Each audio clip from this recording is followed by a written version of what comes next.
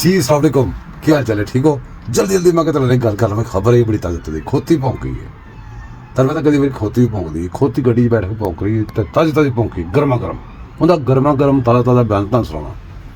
ਹੁਣ ਮਸਲਾ ਹੈਗਾ ਕਿ ਇਹਨੂੰ ਬਿਆਨ ਨਾਲ ਤੁਸੀਂ ਗੌਰ ਨਾਲ ਸੁਣੋ ਤੇ ਬਾਅਦ 'ਚ ਉਹਦੇ ਬਾਅਦ ਅਸੀਂ ਗੱਲ ਹੀ ਕੋਈ नहीं की सुनो कदे। बिस्मिल्लाहिर्रहमानिर्रहीम, इय्याका नअबुदु व इय्याका नस्तईन।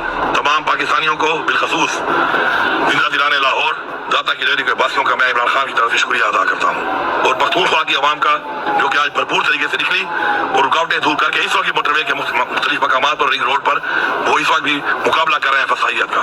मैं यहाँ पर आया, आपने मेरा इस्तेकबाल किया, जज़ाकार सब कुछ उखाड़ के ले गए थे। मैं कल आराम से जो मैंने तकरीर करनी थी, जो कि सीलन इशू है, मैं आराम से पूरी बात अपनी तकरीर में करूंगा और अपना बयानिया पेश करूंगा। मगर मैं एक बात बड़ी क्लियर बता रहा हूं कि हम फॉर्म 47 की हुकूमत को मानते हैं, ना हम फॉर्म 47 की इस पार्लियामेंट की कोई आईनी तरमीम को मानते हैं और न ही जब तक हम जिंदा हैं हम कोई ऐसा इकदाम होने देंगे। हम अदलिया के साथ हैं, अदलिया स्टैंड ले, हम मरते दम तक साथ देंगे और ये नाजायज नहीं होने देंगे। ਉਹਨਾਂ ਸੇ ਗਧੇ ਦੇ ਬੱਚੇ ਨੂੰ ਬੰਦਾ ਪੁੱਛੇ ਕਿ ਤੈਨੂੰ ਟਾਈਮ ਗਿਣ ਕੇ ਦੱਸਿਆ ਕਿ ਤੂੰ ਇਸ ਟਾਈਮ ਪਹੁੰਚਣਾ ਤੇ ਲੱਤਾਂ ਉਹ ਕਾਪੇ ਟਾਂਕ ਰਹੀ ਸੀ ਕਦੀ ਕਿੱਧਰ ਨੂੰ ਤੇ ਕਦੀ ਕਿੱਧਰ ਨੂੰ ਹਰ ਲੜ ਕੁੱਤਿਆ ਤਰ੍ਹਾਂ ਤੇ ਉੱਥੇ ਪਹੁੰਚਿਆ ਨਹੀਂਗਾ। ਹੁਣ ਪਤਾ ਨਹੀਂ ਕਿੱਥੋਂ ਗੱਡੀ ਮੋੜ ਕੇ ਯੂ ਟਰਨ ਮਾਰਿਆ ਸੂ ਕਦਰ ਕਿੱਧਰ ਦੱਸਿਆ ਜਾ ਰਿਹਾ। ਤੁਸੀਂ ਪਿੱਛੇ ਸਾਰਨਾ ਦੀ ਆਵਾਜ਼ ਨੂੰ ਸੁਣ ਰਹੇ ਹੋ। ਇਹ ਬੜੀ ਤਾਜ਼ੀ ਤਾਜ਼ੀ ਖਬਰ ਆਈ ਜੀ।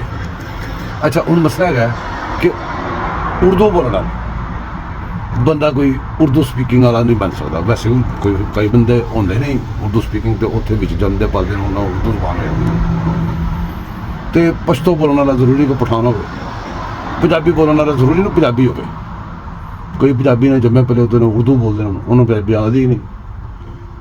ਇਸੇ ਤਰ੍ਹਾਂ ਨਾ ਜਿਸ ਤਰ੍ਹਾਂ ਮੈਂ ਤੁਹਾਨੂੰ ਕਿਹਾ ਪਸ਼ਤੋ ਬੋਲਣ ਵਾਲੇ ਪਸ਼ਤੋ ਬੋਲ ਕੇ ਪਠਾਨ ਨਹੀਂ ਹੁੰਦੇ। ਇਹਦੇ ਵਿੱਚ ਕਈ ਬੰਦੇ ਕੰਜਰਾ ਵੜਦੇ ਨੇ, ਉਹ ਬੋਲੀਆਂ ਸਿੱਖ ਲੈਂਦੇ ਨੇ ਪਸ਼ਤੋ ਦੀਆਂ।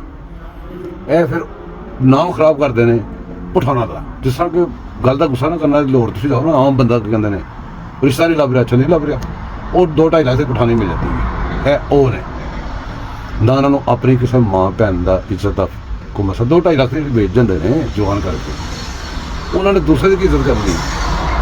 ਇਹਨੇ ਕਿਹਾ ਸੀ ਮੈਂ ਪਿਓ ਦਾ ਨਹੀਂ ਆਪਣੇ ਕਿ ਉੱਥੇ ਨਾ ਆਵਾਂ, ਉਹਨੂੰ ਇਹ ਪਿਓ ਦਾ ਨਹੀਂ ਜੇਗਾ। ਮੈਂ ਬੜਾ ਗੁੱਸੇ ਬਣਾ ਰਿਹਾ ਸੀ, ਮੈਨੂੰ ਬਣਾਉਣਾ ਇਸ ਕਹਿੰਦੇ ਤਾਜ਼ੀ ਤਾਜ਼ੀ ਖਬਰ ਆਈ ਸੀ।